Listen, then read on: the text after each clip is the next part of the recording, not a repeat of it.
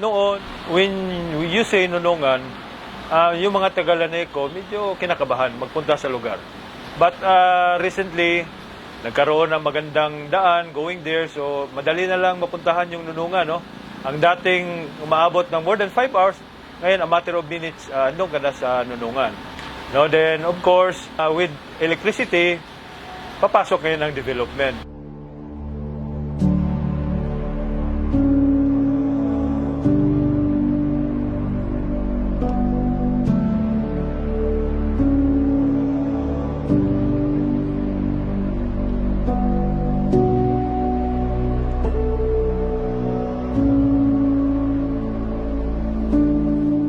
Ang Nunungan kasi deprived when it comes to peace and development. So, no accessibility, walang electrification, unstable yung peace and order. So, yun nga po ang advocacy po natin na magkaroon tayo ng pailaw, knowing na napaka-potential po ng Nunungan.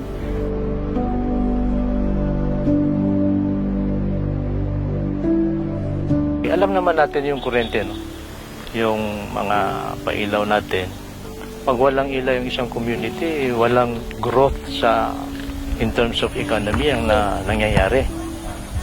Ngayon, sa palagay ko at sa kasigurado ako, dito sa gustong mangyari ng administration ng whole Lanao del Norte, ng PLGN, Provincial Government, itong munisipyo ng Nunungan, gusto nila maging tourist attraction.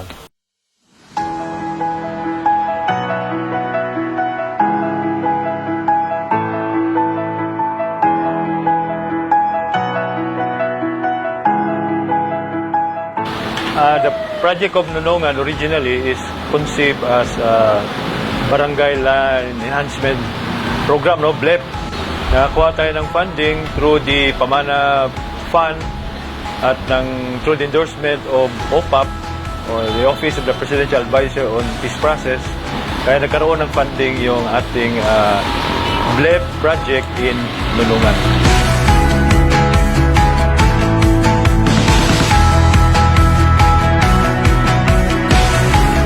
Sa lahat ng mga developments na nangyari dito sa Nunungan, ito po ang pinakamalaking impact itong electrification dito sa municipality of Nunungan.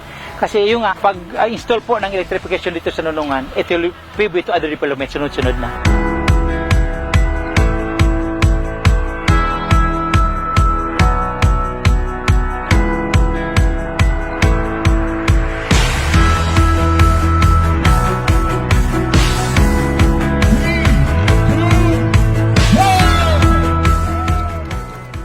As a student, unlike for the past few years na wala pong electricity, so for now we are very familiarized to the education, and through electricity we are now easy to access some information within an internet media, so that's the biggest impact to us as a student.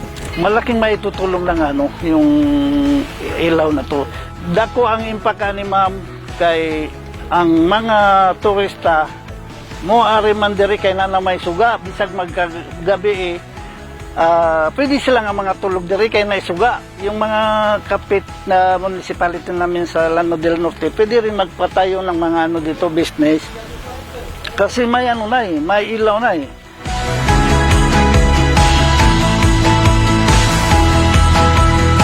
I would like to take this opportunity na pasalamatan ulit. Paulit-ulit po kami nagpapasalamat ng para endless, no? Pasasalamat namin sa mga national government sa pagkakaroon po ng realization ng ito na electrification dito sa municipality of Nunungan. It's very unexpected na ganito ka-improve ang municipality of Nunungan.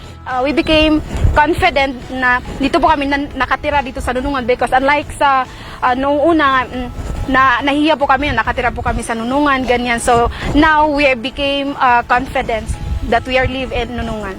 Maraming salamat lahat na nakatulong dito sa paano natuloy yung ilaw namin dito sa Nunungan, LGU Nunungan.